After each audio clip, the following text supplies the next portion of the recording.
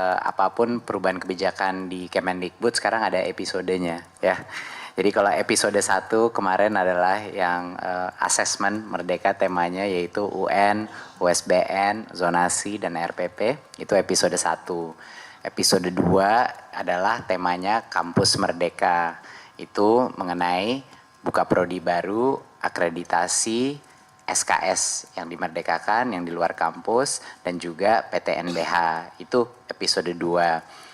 Hari ini jadi kita ada di episode ketiga. Episode ketiga topiknya adalah BOS ya, BOS. BOS itu sebenarnya uang pendanaan untuk sekolah yang digunakan untuk berbagai macam administrasi sekolah, alat-alat pembelajaran, bahkan pembayaran honor. Jadi dari sinilah guru honorer itu dibiayai, pengembangan perpustakaan, sarana, prasarana, tenaga pendidik, dan lain-lain. Nah, jadinya sebenarnya di luar BOS itu yang nggak ada di sini yang besar itu contohnya adalah gaji guru PNS itu melalui DAU ya, sekedar untuk pengenalan aja. Itulah perbedaannya kenapa dana BOS dan dana-dana yang lain. DAK fisik satu lagi adalah untuk bangun-bangun gedung baru, renovasi, rehab, itu DAK fisik ya. Jadi BOS adalah untuk itu. Sekarang uang BOS itu sebelumnya di tahun 2019 itu ditransfer langsung dari Kementerian Keuangan kepada kepada pemerintah provinsi ya, di rekening kas umum daerah ARKUAD pemerintah provinsi. Baru dari situ ditransfer ke masing-masing sekolah. Dan di tahun sebelumnya di tahun 2019 ada beberapa aturan-aturannya seperti pembayaran honor, yaitu untuk guru honorer dibatasi untuk sekolah negeri hanya 15% dari total BOS, dan dimaksimalkan untuk sekolah swasta 30% maksimal yang bisa digunakan untuk guru honorer. Ini salah satu contoh-contoh pembatasannya. Dan yang kedua ada juga pembatasan maksimal 20% dari dana BOS itu yang boleh digunakan untuk pembelian buku-buku textbook dan beberapa peralatan-peralatan kurikulum lainnya ya. Berikutnya. Nah, apa jadi masalah yang dihadapi sekolah-sekolah kita? Nah, setelah berbicara dengan banyak sekali kepala sekolah, banyak sekali guru, banyak sekali kepala dinas, mulai kelihatan ada beberapa pola-pola isu yang dihadapi di lapangan ya.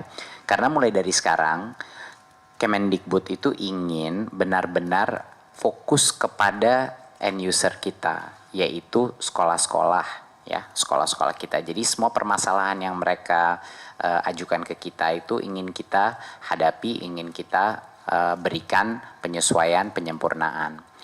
Yang pertama adalah terjadi di awal tahun sering sekali terlambat menerima BOS. Sering sekali terlambat menerima BOS. Ada yang bisa terlambat sampai 3 bulan, 4 bulan, bahkan ada yang lebih lagi dari itu. Apa dampaknya kepada sekolah? Sekolah tidak punya uang untuk biaya operasional. Jadi apa yang terjadi pada saat ini, tentunya operasi harus terus berjalan kan, biaya operasional harus terus berjalan. Jadinya banyaknya kepala sekolah yang terpaksa menalangi biaya operasional sekolah mereka. Ini ceritanya luar biasa, macam-macam. Ada cerita-cerita kepala sekolah bahkan guru yang menggadaikan motornya, yang menggadaikan barang-barang pribadinya untuk bisa menalangi biaya operasional. Ada cerita-cerita bahwa kepala sekolah harus duduk sama semua orang tua murid untuk minjam uang untuk biaya operasional karena memang tidak ada. Nah, karena ini sifatnya administratifnya makan waktu dan makan lama, dan karena uangnya itu tidak langsung. Dan ini sangat mengganggu proses pembelajaran siswanya karena guru-gurunya dan kepala sekolahnya sibuk untuk mencari jalan keluar bagaimana bisa mendanai gitu. Kedua, ada beberapa masalah di alokasi penggunaan. Masalahnya adalah kita memberikan satu aturan maksimal minimal alokasi BOS digunakan. Itu semuanya kita tidak melihat satu persatu sekolah itu butuh kebutuhannya apa. Dan sebenarnya di setiap sekolah yang bisa mengetahui apa kebutuhan sekolah itu untuk biaya operasionalnya, itu sebenarnya guru-guru dan kepala sekolahnya sendiri. Mereka yang sebenarnya mengenal sekolah itu butuh apa. Sekolah di Papua, sekolah di Jakarta, sekolah di Maluku, semuanya berbeda-beda sekali. kebutuhan biaya operasional mereka itu sangat berbeda-beda. Sekarang banyak sekali terjadi guru-guru honorer yang sebenarnya mengabdi dan bekerja begitu keras, mereka tidak bisa mendapatkan penghasilan yang layak. Dan salah satu alasannya adalah karena kita tidak memberikan kebebasan untuk kepala sekolah untuk menentukan biaya bosnya ini akan dikerahkan di mana. Nah, seperti yang pembatasan maksimal 15% untuk sekolah negeri dan 30%. Kami punya banyak sekali sekolah-sekolah di mana mayoritas daripada gurunya itu sebenarnya guru honorer. Dan seperti di sekolah-sekolah seperti ini, situasinya tidak kondusif untuk melimit segitu kecil untuk bisa digunakan untuk guru honorer. Banyak sekali juga kepala sekolah tidak punya dana yang cukup untuk membiayai tenaga pendidikan. Bayangkan, di banyak SD-SD kita, banyak sekali kepala sekolah dan guru itu mengerjakan berbagai macam pelaporan dan tugas administratif yang kalau di level SMP dan SMA itu bisa dihandle oleh kepala bagian tata umum, kepala operasional, namanya operatornya dan lain-lain. Nah, ini kadang-kadang tidak cukup biaya. Apa pentingnya tenaga pendidik ini? Bukan guru dia, tapi dia membantu kepala sekolah untuk mengurus semua yang sifatnya administratif, sehingga kepala sekolah itu benar-benar bisa membantu guru-gurunya meningkatkan kualitas pembelajaran di dalam sekolah, membina orang tua, dan melakukan peningkatan kapasitas daripada pembelajaran di sekolah tersebut. Jadi kita ada 4 perbaikan, ya, 4 penyempurnaan mengenai dana BOS di tahun 2020 yang akan segera dilakukan melalui berbagai macam permen baik dari Kemendikbud maupun juga Kemenq dan Kemdagri. Ya, kita masuk satu persatu. Seperti yang tadi Ibu SMI bilang bahwa penyaluran BOS itu langsung sekarang ke rekening sekolah. Ya, jadi kita akan melakukan transfer secara langsung dari Kemenq langsung ke rekening sekolah. Yang tadinya 4 kali setahun kita ganti menjadi 3 kali setahun, sehingga lebih simple, lebih sederhana. Pelaporannya juga lebih sederhana. Untuk verifikasi datanya sebelumnya ini dilakukan 2 kali setahun dan SK-nya itu ditetapkan per provinsi. Jadi bayangkan ada berbagai macam, di 34 provinsi kita ada berbagai macam proses administrasi yang harus diselesaikan, menunggu tanda tangan dari setiap gubernur pun untuk melaksanakan ini. Nah, ini kita permudah, kita simplify menjadi penetapan SK itu dilakukan di Kementerian Pendidikan dan Kebudayaan. Namun datanya memang datang dari provinsi maupun kabupaten dan kota lewat platform Dapodik kita, ya, yang sudah online. Jadinya setiap tahun, setiap dinas pendidikan, baik di provinsi maupun di daerah kabupaten dan ibu kota, ada 1 kali per tahun, yaitu deadline tanggal 31 Agustus, untuk memperbaiki data di Dapodiknya. Tapi setelah tanggal itu yang akan digunakan untuk Kementerian Pendidikan Kebudayaan sebagai data finalnya. Jadi cuma sekali ini harus dilakukan, ya. Jadi ini mempercepat proses penerimaan, harapan ke depannya nggak telat lagi diterimanya, dan harapannya adalah mengurangi juga beban administrasi sekolahnya. Karena sekarang transfernya semakin sedikit, proses verifikasinya hanya sekali dalam setahun. Berikutnya. Nah, untuk penggunaan BOS-nya juga diberikan fleksibilitas, ya. Bagaimana kita ingin memberikan kemerdekaan kepada kepala sekolah dan kepada sekolah-sekolah kita untuk menjadi lebih baik kalau kepala sekolahnya tidak diberdayakan untuk memberikan atau menggunakan anggarannya sesuai kebutuhan sekolah itu. Seperti yang saya bilang kemarin, kebutuhan setiap sekolah itu sangat berbeda dari satu sekolah ke lainnya. Jadi yang semua restriksi-restriksi sebelumnya itu kita sederhanakan. Untuk 2020 hanya ada satu constraint, satu limit, ya, yaitu maksimal 50% daripada dana BOS. Itulah maksimal 50% yang boleh digunakan untuk pembiayaan guru honorer, ya. Ini adalah langkah pertama Kementerian Pendidikan dan Kebudayaan untuk membantu menyejahterakan guru-guru honorer yang memang layak mendapatkan upah yang lebih layak, yang berkinerja dengan baik. Dan satu-satunya orang yang mengetahui siapa guru-guru honorer yang benar-benar mengabdi itu adalah kepala sekolah. Jadi kita berikan kewenangan ini, kita berikan otonomi bagi kepala sekolah untuk menentukan. Jadi yang tadinya cuma 15% daripada dana BOS bisa digunakan, sekarang naik menjadi maksimal 50%. Ini juga memberikan kebebasan menggunakan dalam 50% ini bisa untuk tenaga pendidik seperti membiayai operator bagi kepala sekolahnya agar kepala sekolahnya bisa benar-benar berfungsi sebagai pemimpin pembelajaran, bukan pemimpin operasional sekolah. Ya, ini juga penting. Dalam 50% itu bisa dia gunakan. Ya, yang tadinya juga ada pembatasan maksimal cuma 20% untuk buku teks dan non teks seperti alat multimedia. Sekarang itu diberikan kewenangannya, otonominya kepada kepala sekolah, tidak ada limitnya. Jadi satu-satunya limit ini adalah maksimal dari persentase dana BOS yang boleh digunakan untuk guru honorer dan tenaga pendidik, itu yang ditingkatkan sampai 50%. Dari luar itu adalah kewenangannya kepala sekolah. Nah, ini adalah esensi dari Merdeka Belajar. Ini juga esensi dari jawaban pertama Kementerian Pendidikan dan Kebudayaan terhadap banyaknya masukan baik dari guru non-PNS maupun guru PNS yang telah berbicara dengan saya dan bilang banyaknya guru-guru honorer yang mengabdi luar biasa dan yang sebenarnya tidak mendapat upah yang layak. Ini langkah pertama, ini bukan solusi.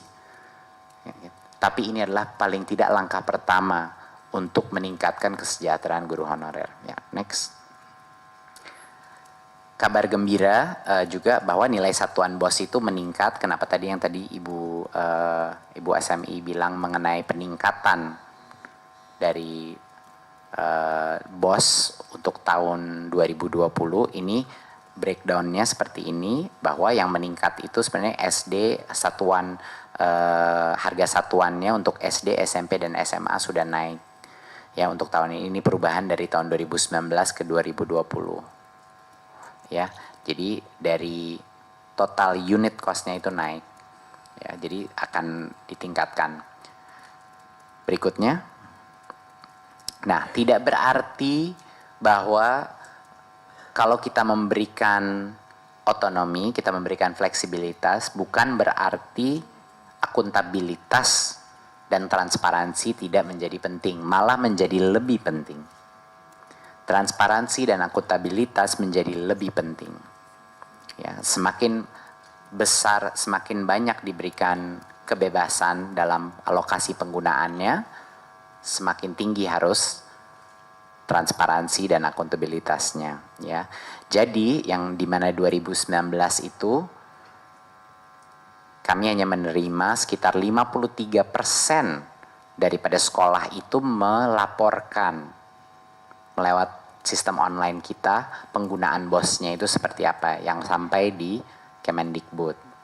Mulai 2020 itu adalah suatu kondisi untuk penerimaan. Jadinya kalau misalnya setelah tadi kan kata Ibu Menkyu bahwa kalau kita ada 3 kali penyaluran, kalau Kemendikbud tidak menerima laporan BOS tersebut lewat via online seperti di situ websitenya pada tahap pertama dan kedua, yang ketiga tidak akan ditransfer BOS-nya.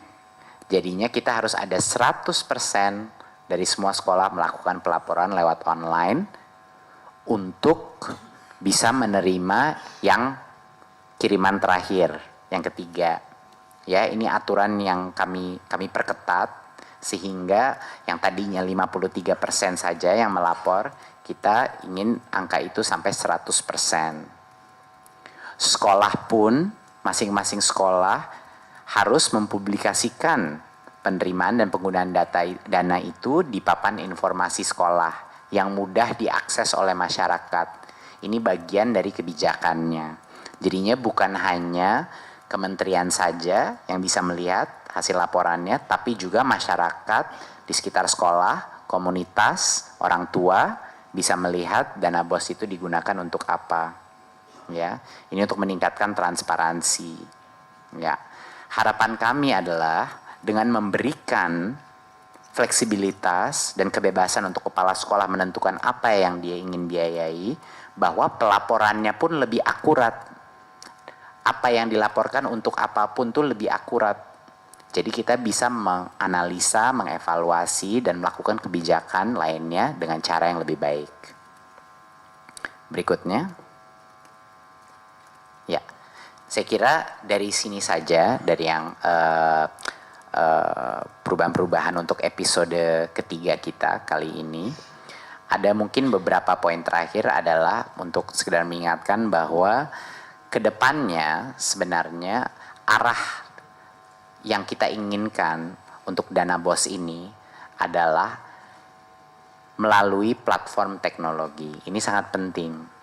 Kedepannya yang akan kami lakukan juga sedang dalam proses perencanaan itu adalah bagaimana kita bisa menggunakan teknologi untuk meningkatkan transparansi daripada penggunaan dana BOS. Dan teknologi inilah yang akan kami gunakan untuk juga meningkatkan kualitas pengadaan, transparansi pengadaan untuk semua sekolah-sekolah di Indonesia untuk dana BOS-nya. Jadi ke depannya tentunya solusinya yang terbaik itu di teknologi, tapi itu yang sedang dirancang. Jadinya itu mungkin akan makan lebih banyak waktu untuk mendesain, tapi itu yang sedang kami lakukan di Kementerian Pendidikan dan Kebudayaan.